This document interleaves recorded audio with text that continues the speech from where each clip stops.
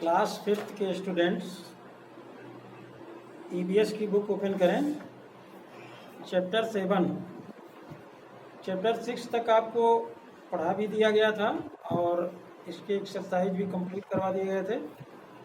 Chapter 7 देखिए, construction of houses, घरों के निर्माण। अब आप पढ़े हैं पिछले वाले चैप्टर में कि घर की ज़रूरत क्यों पड़ती है, ये किस तरह से हाउस जो होते हैं हमें प्रोटेक्ट करते हैं, कई चीज़ों से हमें बचाते हैं। सन, रेन, कोल्ड, डस्ट, स्टार्म, यहाँ तक कि थीव्स और एनिमल्स से भी हमको बचाते हैं। अब ये जो घर बनते हैं,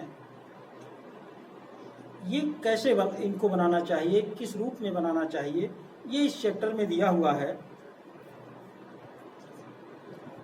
जो आपका हाउस बनता है वो अकॉर्डिंग टू क्लाइमेट बनता है, यानी वहाँ का वातावरण कैसा है, वहाँ का एटमॉस्फेयर कैसा है, उस हिसाब से हम अपने घरों का निर्माण करते हैं। तो आइए देखिए,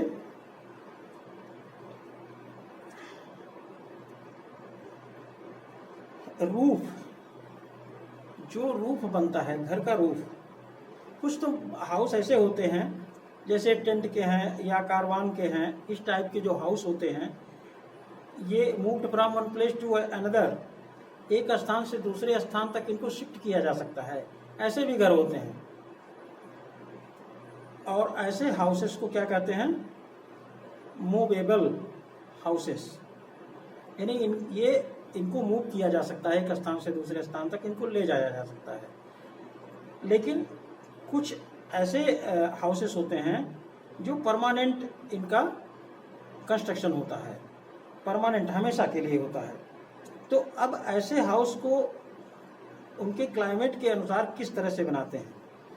आपके पास कुछ एरियाज ऐसे होते हैं जहां हैवी रेनफॉल होते हैं, कुछ एरियाज ऐसे होते हैं जहां जो बहुत हॉट होते हैं, और कुछ एरिया ऐसे होते हैं जहां बहुत कोल्ड यानी ठंडक बहुत ज़्यादा पड़ती है। तो अलग अलग प्लेस पे अलग उनके क्लाइमेट्स के अकॉर्डिंग अलग अलग तरह के हाउसेस का निर्माण किया जाता है। अब देखिए, अगर कहीं ज़्यादा रेनफॉल्स हो रहा है, it should be sloping to drain off water easily, यानी वहाँ के जो हाउसेस बनाए जाते हैं वो स्लोप, उनका रूफ जो होता है वो स्लोपिंग होता है। क्यों होता है कि जिससे हैवी रेनफॉल होने पे रूफ के ऊपर पानी ज़्यादा इकट्ठा ना हो, तुरंत नीचे गिर जाए।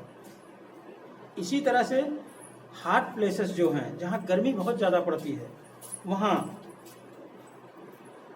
हाउस को ठंडा रखने के लिए क्या किया जाता है, उनके रूफ की हाइट ज़्यादा रखी जाती है, जिससे वो गर्मी का एहसास कम हो।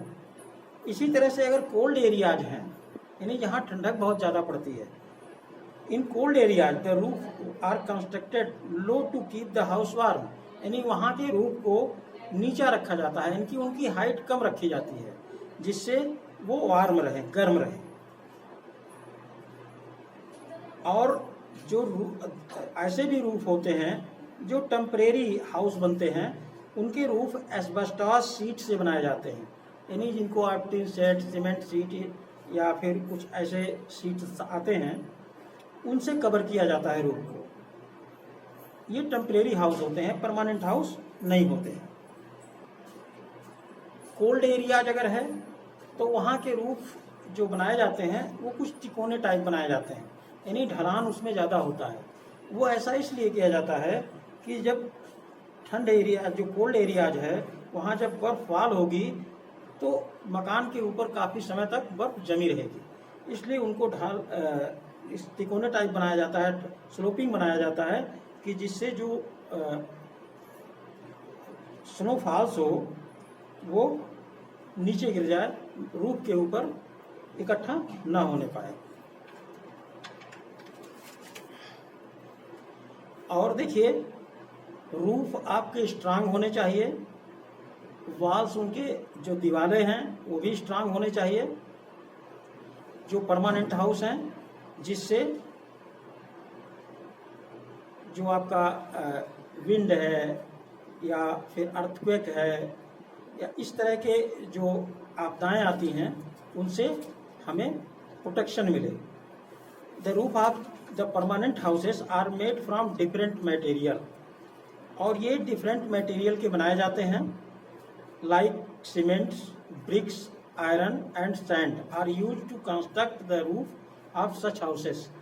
यानी जो परमानेंट हाउस बनते हैं उसमें सीमेंट का यूज होता है, ब्रिक्स, आयरन और सैंड का यूज होता है। तो ऐसे जो हाउसेस होते हैं वो परमानेंट होते हैं और मजबूत होते हैं।